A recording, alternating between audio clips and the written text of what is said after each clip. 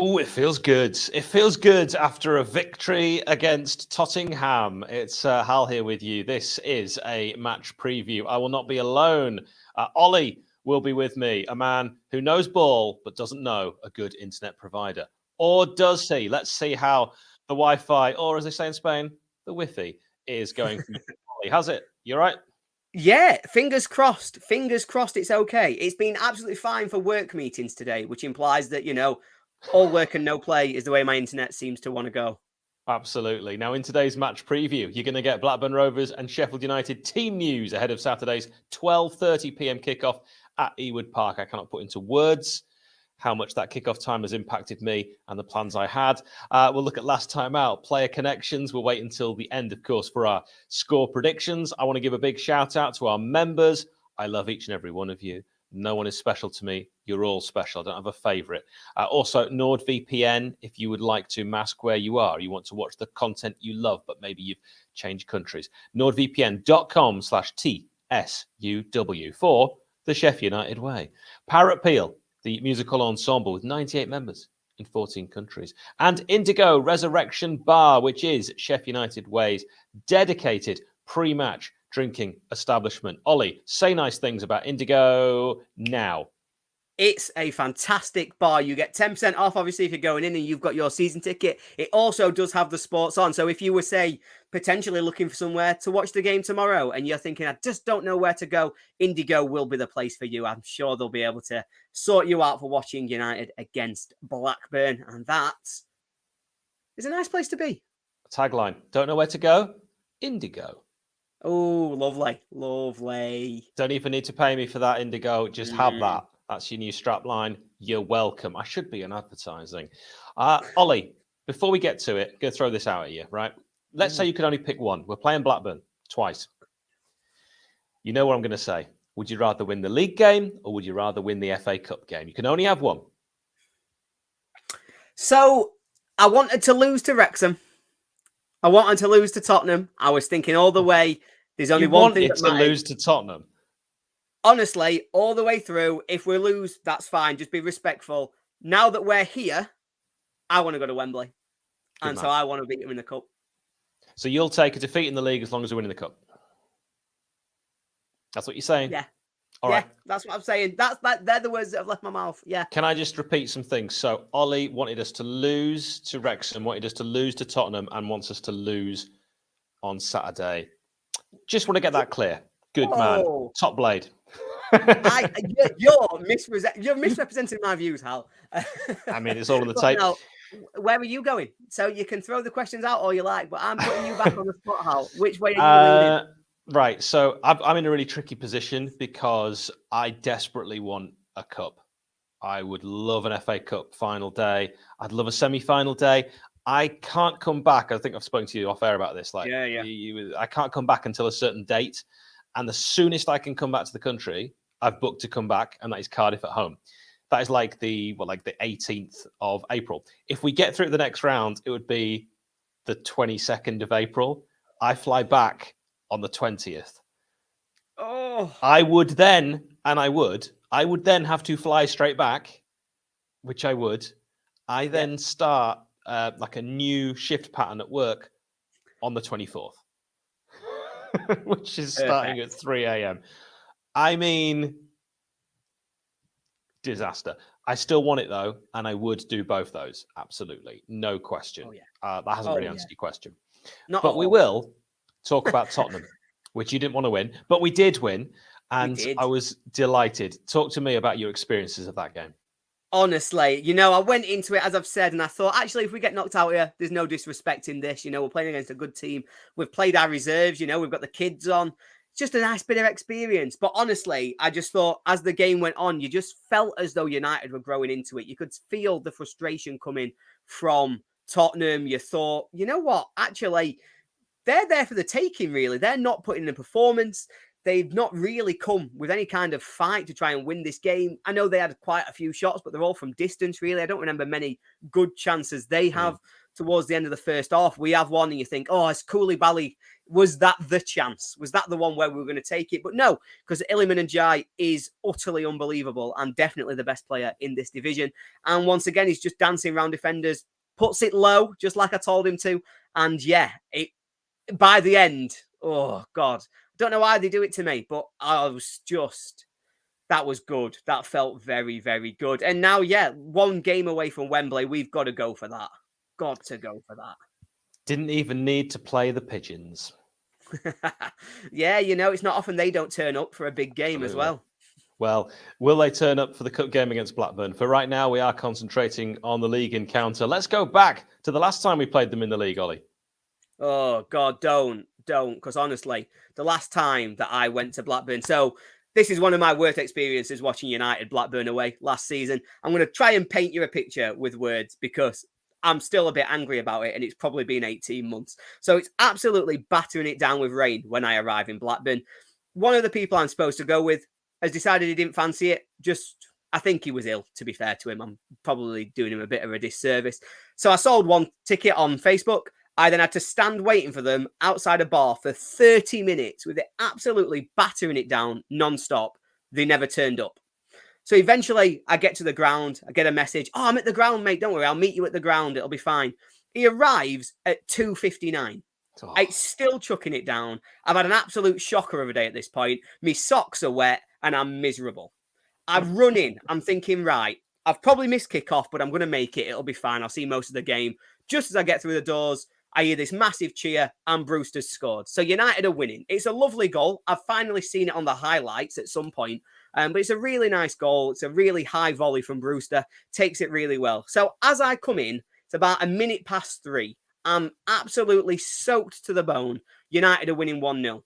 I then sat through 90 minutes of the worst minutes I think United played all last season. It was absolutely awful. So Kadra scored their equaliser. I think Brereton and Diaz put them in front after about an hour. Poveda put their third in. And to be honest, it could have been more. We lost 3-1 and it was absolutely atrocious. I'm 100% certain that's the day that Slav got sacked. I know he lasted another couple of games, but that was the day he lost his job because it was just absolutely awful. And I'm telling you now that if that happens again this week, I'm going to absolutely ruin my father-in-law's birthday meal on Saturday afternoon because I'm going to be in a foul mood. My socks were wet and I was miserable. Get that on a T-shirt. Thank you, Ollie, for bringing back an awful day. Let's never speak about it again. Let's instead look at team news for the Blades ahead of this one. I'll show you Nick's predicted side. So Anel, we know, picked up his 10th booking of the season in the league. He'll miss out. Paul Heckingbottom is hoping Jayden Bogle and Kieran Clark can recover in time. Egan is available once again. Baldock, of course, another option. Heckingbottom actually said there was no way we could have gone any more with George. He's talking about George Baldock against Spurs. We would have wanted Jayden when George came off, but he's ill. Kieran would have played, but he's ill. And Robbo has played, but Robbo's been ill as well. Davo, he's talking about Adam Davies carrying a little thigh strain, so I didn't even consider him. He's disappointed. He's missed out on an opportunity. But the bigger thing for me is having everybody fit. We've never known injuries like it. Definitely, there was that virus going through the camp. And you've got to say well done to the Blades. Carrying on despite the amount of illness, and viruses are exactly what they do. They spread right throughout. Jack Robinson, of course, we should mention, has been named in the Championship February team of the month. If you missed us talk about that on the last preview, I want to mention it again because I thought he was immense against Tottenham. And I love Jack Robinson's big tackle.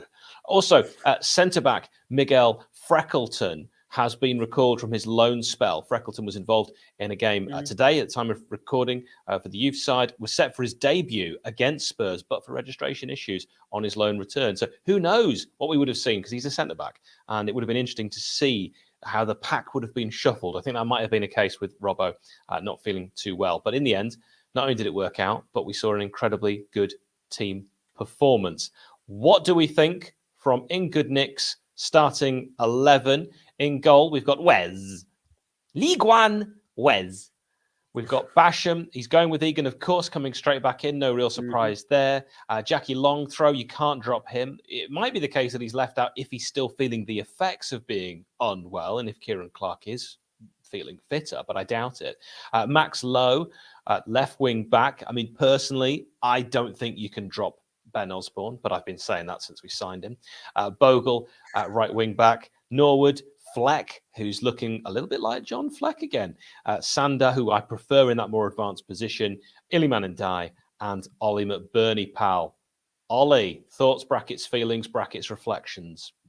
Yeah, I think that's the right team, to be honest. Myself, I think that's what I'd be going for. I think Lowe is probably done enough to earn the shirt, albeit that over the last 2 games, Osborne has been a standout. He was brilliant when he came on against Watford and obviously had a really good game midweek. I think it's nice to see Fleck back in there. I think that balance of midfield works so much better.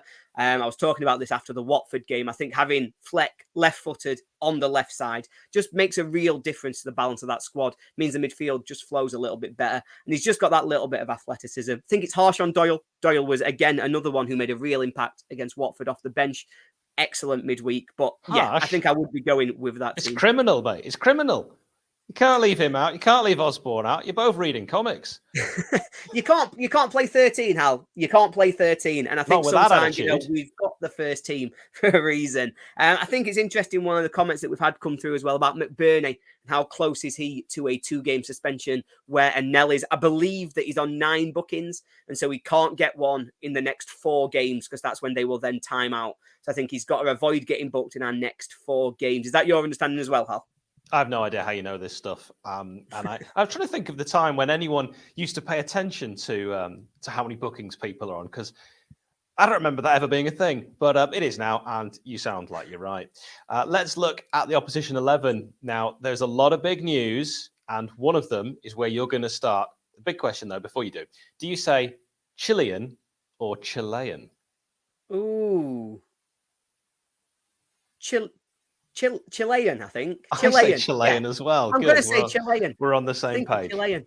Take it away. Good. I'm glad to hear that I'm not going to be talking rubbish, and I'm going to get my pronunciation on point as we go into looking at what the Blackburn team news look like. So the big news is that Ben Brereton Diaz, the Chilean centre forward, is now available. He will be back and should be fit for this game. Joe Rankin Costello, I think, should also be back. Sam Gallagher's going to be available, and Sorba Thomas, all expected back in the squad.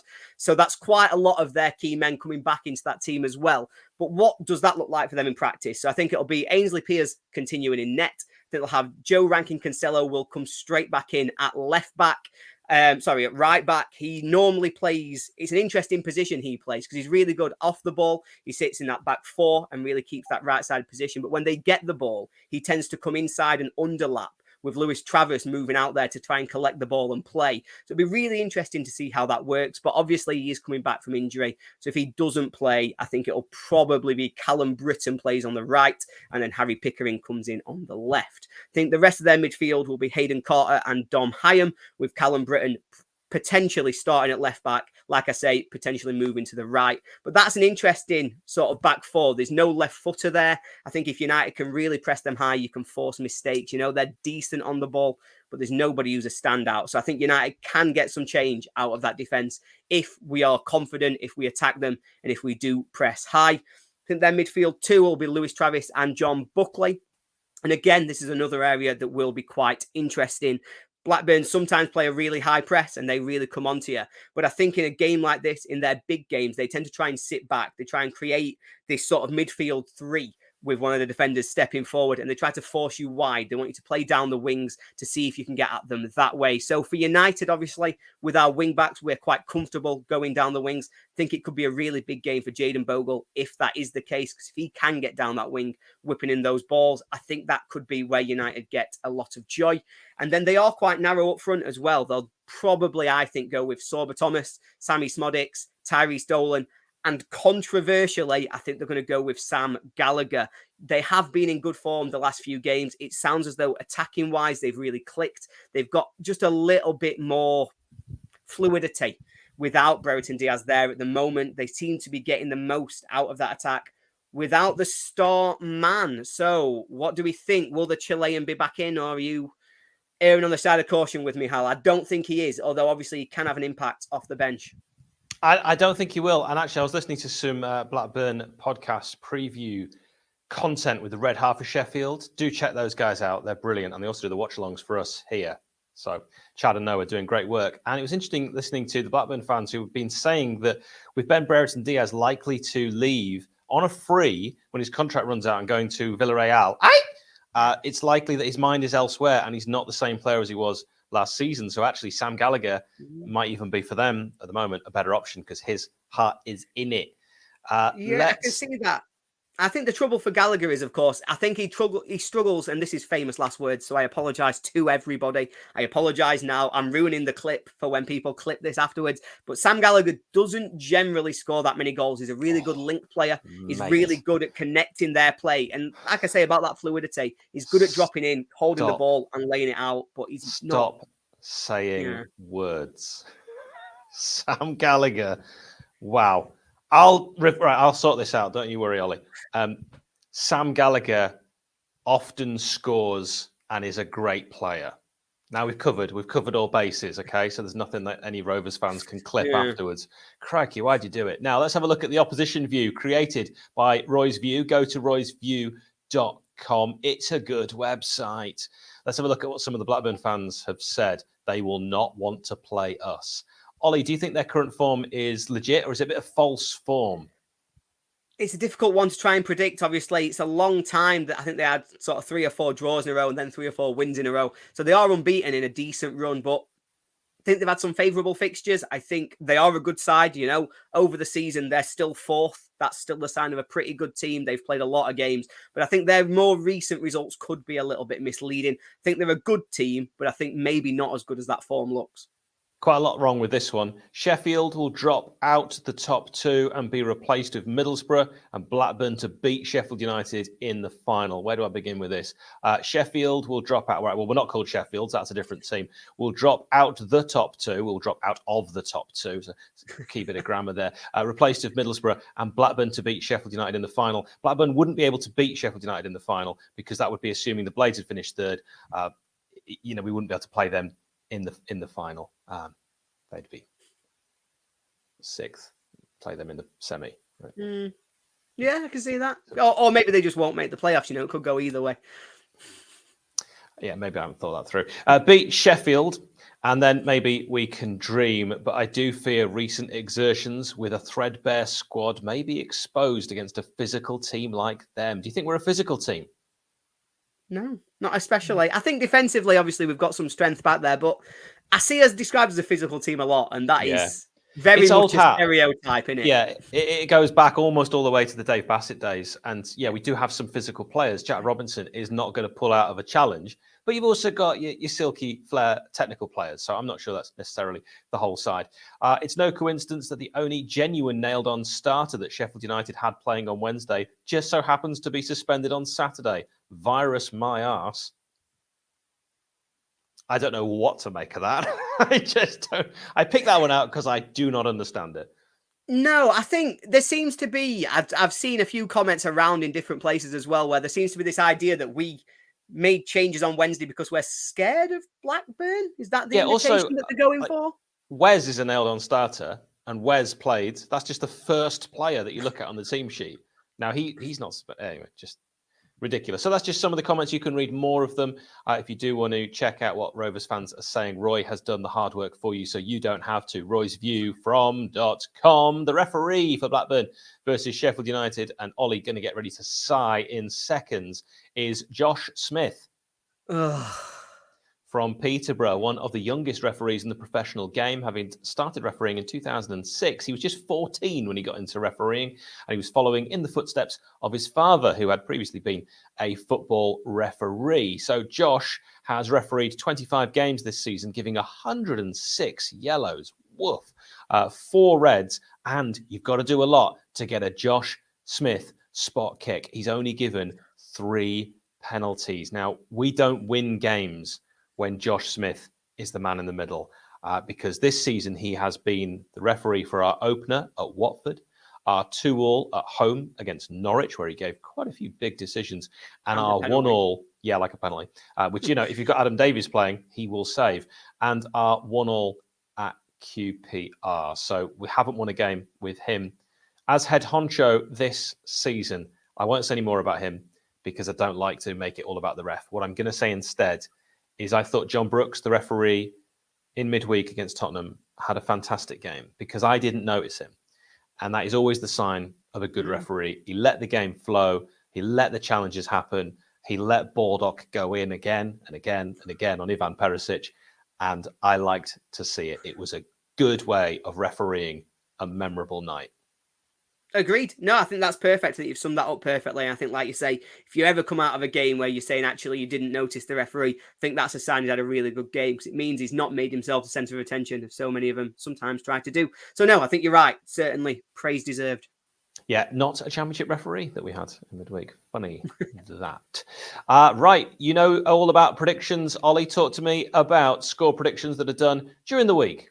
Yeah, so myself and Nick do get together and we do score predictions for every game in the championship so far this season. We're up to game week 35, I think now, which is pretty insane. And so we've done plenty of these videos and I am, for want of a better phrase, absolutely destroying Nick in our head-to-head competition. So please do join us on there. You can find it on this very channel and we do them ahead of every set of fixtures and usually on a Thursday. For this game, though, it's quite a tricky one to call, I think. You know, both teams played midweek. United made a lot of changes. Blackburn are in good form. As much as we think that could be a false dawn, I've cursed us through talking about Sam Gallagher. So I'm going to sit on the fence and I'm going to say this is going to be a 1-1. I think that's a fairly positive result for United. And I think it'll keep us just moving forwards because I think it's a tough away game, this one.